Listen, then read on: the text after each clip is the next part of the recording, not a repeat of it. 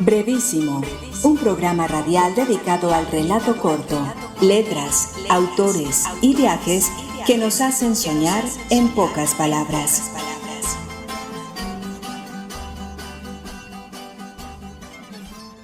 Hola, bienvenidos a una nueva emisión de Brevísimo, un programa dedicado a las formas breves de la literatura. Yo soy Mauricio Montoya y le doy la bienvenida a mis compañeros de mesa. Hoy continuamos en un segundo programa haciéndole un homenaje al escritor peruano Sandro Bocio Suárez. Para ello, hoy nos adentraremos en los asuntos de su narrativa en el microcuento a partir de un texto titulado Territorio Muerto, pero también conoceremos algo de su pluma en la escritura de columnas de opinión. Los invito a continuación para que escuchemos una de esas columnas que nuestro autor Sandro Bocio Suárez escribió por allá en el año 2013. Columna de opinión de Sandro Bocio Suárez, publicada el 18 de marzo del año 2013. Prialé y la ley de la ubicuidad. Varias veces vi a Ramiro Prialé. La primera vez lo encontré en la casa de la hermosa mansión de mis primos, en Chacaclayo, donde el respetado político iba a saludar a sus entrañables amigos, sobre todo a mi tía Julia Palomino Díaz. Yo era muy pequeño, pero guardo en mi memoria su figura acendrada, sus modos corteses, la manera en que saludaba quitándose el sombrero. Era un hombre cariñoso, próvido, con una cabellera negra de olitas encrespadas, lleno de humor y vitalidad. De esa época guardo algunas de sus anécdotas que escuché detrás de las cortinas. Solía regodearse en su carcelería, en sus muchos destierros, y alguna vez incluso lo escuché cantar. Por mi abuela me enteré que había nacido en la calle Real, donde también nosotros vivíamos, y que había frecuentado la casa de otra pariente cercana, doña Eusebia Cotera, de quien se decía en susurros había estado profundamente enamorado. En mi adolescencia fui a parar a un hospital de cancerosos, y una noche, buscando camino en esa oscura mansión de desahuciados, llegué a una habitación privilegiada, a donde pude ingresar en un descuido del policía que siempre dormitaba en la puerta. Era la habitación terminal del viejo Ramiro Prialé. Estrechamos la amistad. Le conté que quería ser escritor, y él me confesó algo que pocos saben. Había escrito algunos cuentos. Me regaló un libro de su autoría, publicado 2 años antes, en 1986, titulado Conversar no es pactar, y me contó que en su juventud había hecho teatro.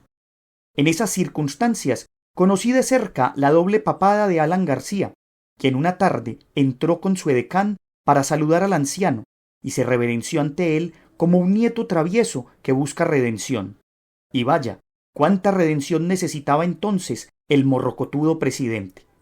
Después me enteré que don Ramiro Prialé tenía un abultado legajo de obras beneficiosas: la construcción de la central hidroeléctrica del Mántaro, la formación de la Universidad Comunal del Centro, el incremento del presupuesto para la defensa nacional, la autonomía de la Escuela de Bellas Artes, la construcción del estadio de Huancayo, vaya ilusión, la restauración de conventos y, sobre todo, la ley 14.700 destinada a programas de desarrollo en Huancayo. Posiblemente su vida sea un caso excepcional de honradez, pues contaban que había pagado su única casa con un préstamo a 30 años, y será por eso que el Congreso de la República tiene un busto que lo representa en la sala de los Pasos Perdidos. También hay una gran autopista en Lima con su nombre y otra en Huancayo. Igual, calles, plazas, mercados, escuelas e institutos. La ley 24.980 denominó Ramiro Prialé al sistema eléctrico del Mántaro y ordenó construir una plaza con el nombre de la Concordia y erigir un busto en honor al patriarca. Don Ramiro Prialé fue grande, no lo dudo, pero no lo fue todo. Me conmueve la poca inventiva, y en todo caso los pocos líderes, del partido aprista peruano. Por ello, recicla y sobreutiliza el nombre de don Ramiro. Imagino que esa es la razón por la cual el Hospital Nacional de Huancayo, el de Esalud, también se apellida Prialé Prialé. Y es que los apristas poco saben del gran médico huancaíno Emilio Bravo Delgado, quien detuvo una espantosa peste bubónica en los años 20 y debía haber sido homenajeado con un hospital que lleve su nombre. En fin, no se puede pedir peras al olmo. Los apristas no conocen bien a don Ramiro, no han leído sus libros, puesto que de lo contrario, y para no repetirse, habrían bautizado por lo menos una plaza con el nombre de Alfredo Ganosa, seudónimo que usaba Prialé cuando entraba clandestinamente al territorio de lo ilusorio. Después de escuchar esta curiosa e interesante columna de opinión, un género en el que también estuvo inmerso Sandro Bocio Suárez, vayamos ahora a explorar su trabajo con el microcuento, especialmente con estos microcuentos de horror que se encuentran en su libro Territorio Muerto. Pero antes, escuchemos una breve reseña sobre esta obra y posteriormente una variedad de estos textos en voces de varios de nuestros amigos que siempre acompañan a Brevísimo. Breve reseña del libro Territorio Muerto, microcuentos de horror de Sandro Bocio Suárez. Reseña escrita por el profesor Elton Honores de la Universidad Nacional Mayor de San Marcos. Los personajes que pueblan Territorio Muerto de Sandro Bocio Suárez pertenecen a los márgenes y abismos de la razón. El libro es un catálogo de perversiones siniestras, de pesadillas que terminan por desvanecer la línea entre la realidad y el sueño. Es, en suma, un descenso al infierno humano en su sentido más literal. Así, lo macabro y lo fúnebre se funden con el universo gótico de espejos, de estados oníricos, de atmósferas sacras, habitado por vampiros, asesinos, dementes y otros monstruos. En todos los textos, la muerte y los muertos son una amenaza para la existencia del ser humano. En casos extremos, el miedo es provocado por la fuerza de la materialidad y de lo grotesco. Con este libro, el autor sorprende abrumadoramente y reta a los escritores del género hiperbreve a pensar que, en contra del común denominador, no todo es humor. Sin duda, será un clásico contemporáneo del terror. Bienvenidos al infierno. Titiritero. El viejo Elpidio es el mejor titiritero de la región. Cada vez que monta su espectáculo en el pueblo, atrae hervideros, verdaderas multitudes de espectadores. Y es que su función es inmejorable, como inmejorables son las marionetas de tamaño natural que traslada para los montajes, con sus extremidades articuladas y sus ojos de cristal, y que comanda espléndidamente con sus hilos invisibles. Lo único malo es que, cada vez que el viejo pasa por el pueblo, desaparece un chiquillo. Vino. Sandro Bocio Suárez. La princesa se movía con gracia entre las muestras, arrastrando su hermoso vestido de seda, probando un poquito de allá y otro poquito de acá, mientras los bodegueros le iban presentando las muestras. De pronto, detuvo el catavinos ante sus labios y entornó los párpados. Dijo, terpénico, vigoroso, ligeramente abocado, encantará a mis invitados. Se limpió las comisuras ensangrentadas y ante la orden los maestros empezaron a bajar al desgraciado, que colgado de las muñecas se quejaba suavemente. Colgadores. La semana pasada, buscando entre las camisas, chaquetas y gabanes de mi guardarropa, encontré un cadáver en el colgador. Estaba embolsado, reseco, la cabeza tirada hacia un lado, con la boca abierta. Desde entonces he encontrado muchos cadáveres en los roperos, siempre en medio de las chaquetas y los gabanes. Sobre todo en los de los hoteles más baratos. Apetito, de Sandro Bocio Suárez. Lo siento, hija, lo siento. Sé que le toca su baño, que tienes que llevarlo a la veterinaria, pero no queda otra. Dámelo, abuelita tiene hambre. Jesús, de Sandro Bocio Suárez. Y Jesús salió al camino, después de haberse reunido con sus discípulos, y estando cerca de la calle, vio a una joven mujer, y se detuvo ante ella para decirle: Ven conmigo, hija, y seremos uno.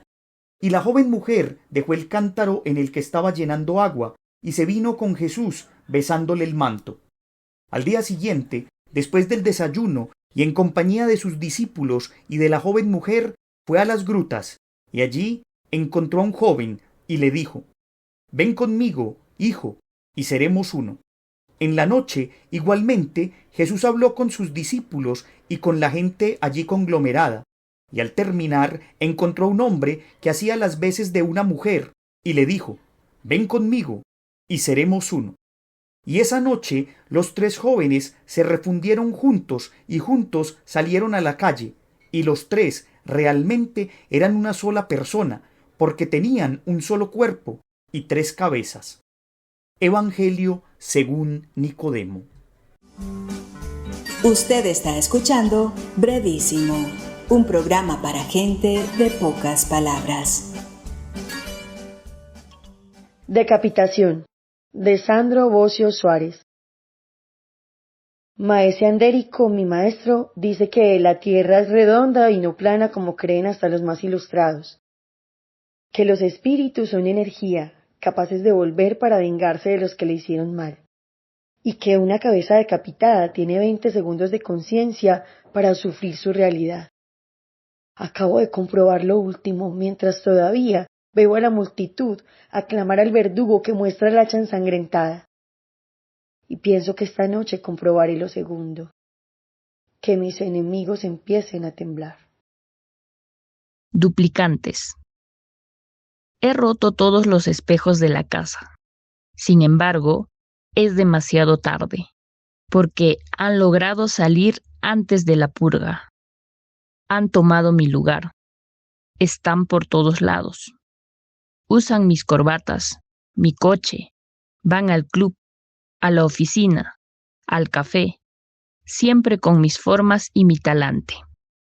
La única forma de reconocerlos es fijarse en mi lunar derecho que ellos, mis duplicantes, llevan a la izquierda. Ha empezado una batalla por la hegemonía. Han empezado a matarse entre ellos. La policía anda loca con tantos cadáveres idénticos que pertenecen a una misma persona. Ahora me buscan a mí. Posesión. Sandro Bocio Suárez. Tomé este cuerpo porque es especial y me da una doble oportunidad. Cuando el exorcista me expulse, dejaré a la madre y tomaré a la hija, a la que todavía está en el vientre. Desollada. Sandro Bocio Suárez. Sé que no hay nadie en mi mugrienta habitación. Sin embargo, cada vez que recorro la pared con la mano en busca del interruptor, otra mano, blanda, helada, sin piel, acaricia mis dedos. Es la misma mano que cuando era pequeño se elevaba para golpearme, la misma que me asfixiaba para que calmara mi llanto, la misma que llenaba mis noches de pesadillas. Cuando exhumaron el cadáver de mi madre, los médicos forenses, impacientes, se dieron cuenta de que le faltaba la mano derecha. Secta, de Sandro Bocio Suárez. Suelen llamar secta a nuestra organización y también sociedad secreta y cofradía. Nosotros preferimos llamarla hermandad. Y es que eso somos entre nosotros, hermanos de sangre derramada, unidos por la oscuridad y la pasión que sentimos por los habitantes de la noche.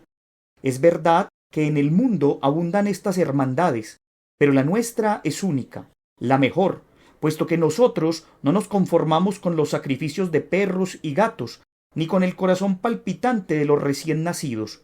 Nosotros mismos somos el ofertorio, nos entregamos abiertamente, Ofrecemos nuestro cuerpo para que los espíritus negros los habiten y puedan de nuevo volver a moverse entre nosotros. Después de ser poseídos, ya no volvemos a los rituales. Hacemos algo mucho mejor. Ambulamos por la vida haciendo el mal con nuestros cuerpos prestados. Usted está escuchando Brevísimo, un programa para gente de pocas palabras. Gastronomía. Mi suegra es una mujer entrometida, maldiciente, que llama siempre para importunar, preguntando por la salud de su bebé. Me he aprendido de memoria su perorata de todos los días, que su hijito está acostumbrado a una alimentación sana, que las ensaladas son lo mejor para él, que las grasas saturadas deben ser eliminadas de sus raciones. Es insufrible. Por eso, para que nos siga molestando, he sido yo quien la ha llamado hoy para invitarle una cena inmejorable por el Día de las Madres. A ver si es capaz de reconocer el sabor de su propio engendro. Persia. Primero fue el gato, que desapareció sin dejar rastro tras emitir un lastimero maullido. Y después el perro, que igualmente desapareció sin dejar rastro tras lanzar también un lastimero aullido. Después fue el propio Ibrahim, quien salía a buscar a sus mascotas y, de igual forma, dejó escuchar un lastimero grito antes de desaparecer por completo. A la mañana siguiente, un comerciante de alfombras, alto y cenceño, ingresó a la casa deshabitada, sacudió la alfombra, que soltó huesos por todos lados, y silbando una tonada morisca, se la echó a la espalda para volver a venderla en la feria ambulante. Exequias. Sandro Bocio Suárez. Se enamoró de ella durante el entierro de su madre. Le parecieron maravillosos sus ojos lanceolados, su nariz respingada, sus manos blancas y quietas a lo largo del cuerpo. Pero en un instante la perdió de vista y no volvió a verla. Indagó, investigó, preguntó aquí y allá, pero nada. Un día, desesperado, decidió hacer lo único que estaba a su alcance: ponerle fin a su padre para que durante los funerales, así como lo hizo con su madre, la bella joven fuera a hacerse presente. Desván, de Sandro Bocio Suárez. El colegio organizó una visita a la vieja mansión. Querían que perdiéramos el miedo a pasar frente a ella. Nos separamos de los otros niños para ir al desván. Estaba oscuro y olía muy mal. Había un baúl. Al abrirlo, la luz de la linterna nos mostró la cabeza del policía. Aún tenía los ojos abiertos de terror. Órgano, de Sandro Bocio Suárez. Fra Filippo, de la abadía de Praglia, maestro músico de reconocido prestigio, componedor de misas y troparios, ha quedado sordo por la ancianidad. Aún así, aferrado a sus tetragramas, ha seguido ejecutando el órgano de octava corta que suena como a barco.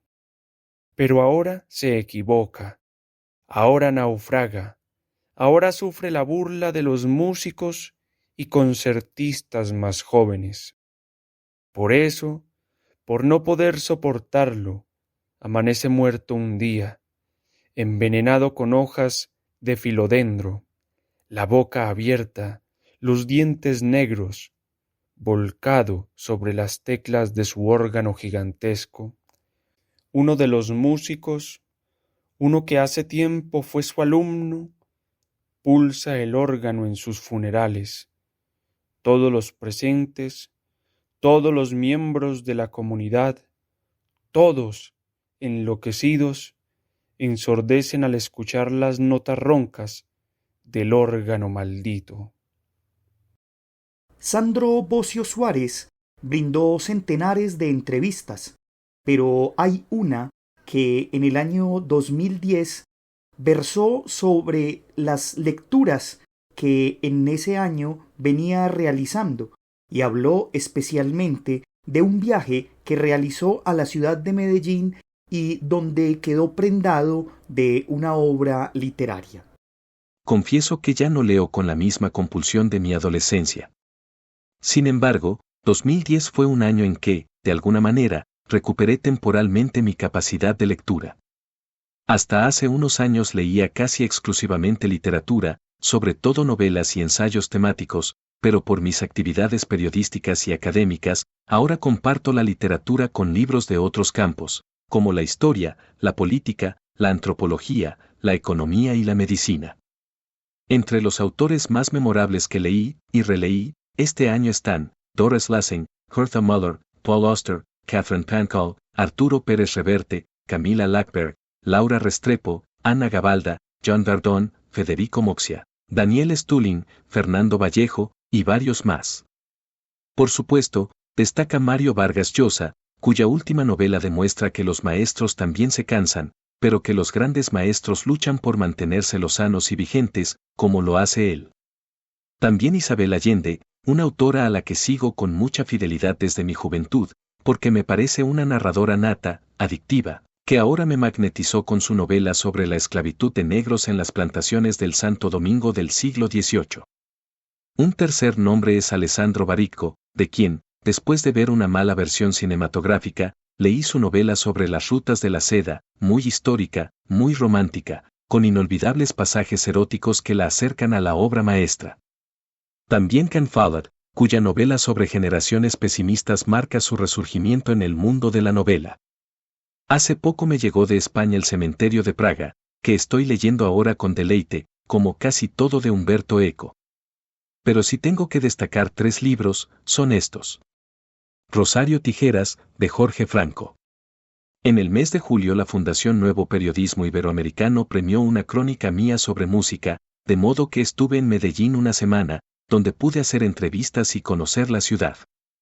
Me avergoncé cuando alguien me preguntó si había leído Rosario Tijeras y tuve que decir que no la había terminado, hacía un año que se había extraviado mi ejemplar a medio leer.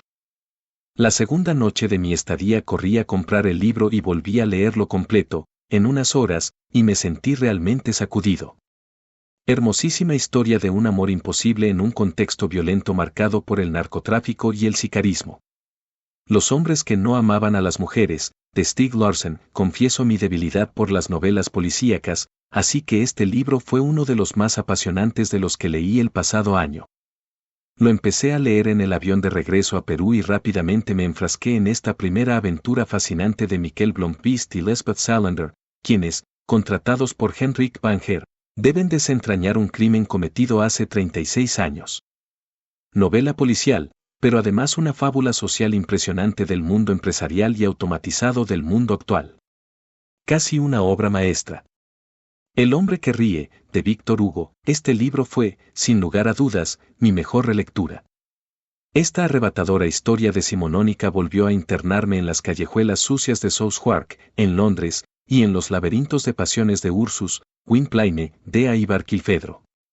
Antes de terminar el programa del día de hoy, los voy a invitar para que escuchemos nuevamente la voz de Sandro Bocio Suárez, así como lo hicimos en el primer programa que dedicamos a este autor, esta vez hablando desde su perspectiva y su trabajo literario de lo que significa algo tan importante como lo es el punto de vista. Hoy día quiero hablarles sobre algo inusitado, algo importantísimo en la literatura, algo que va a hacer precisamente que nosotros podamos escribir algo y hacer que el lector sienta aquello. Definitivamente les estoy hablando del punto de vista.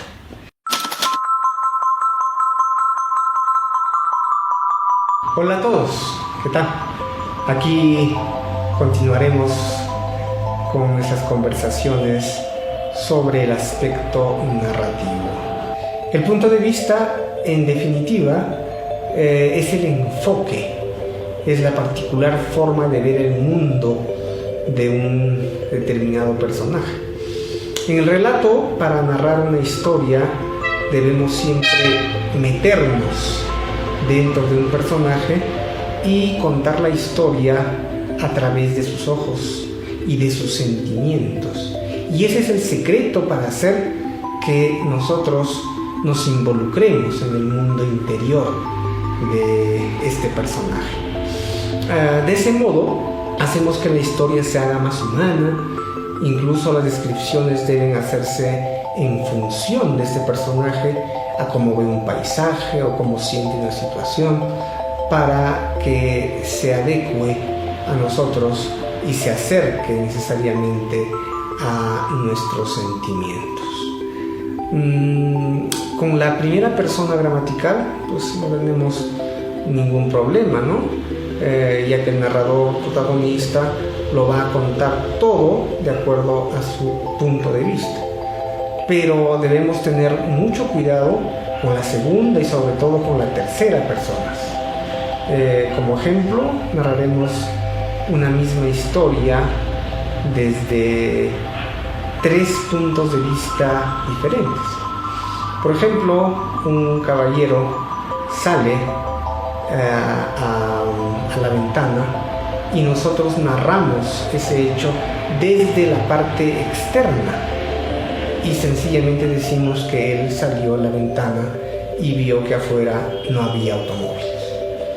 Pero si cambiamos el punto de vista y nos involucramos en sus territorios interiores, podemos ficcionar con sus pensamientos, con sus sentimientos, con sus emociones, y por ejemplo decir que el caballero se acercó a la ventana pensando en su madre, quien recientemente había fallecido, y recordó que algún tiempo atrás, cuando él era niño, la madre lo sujetó de la mano fuertemente para que no tuviera inconvenientes y no tuviera miedo con los automóviles.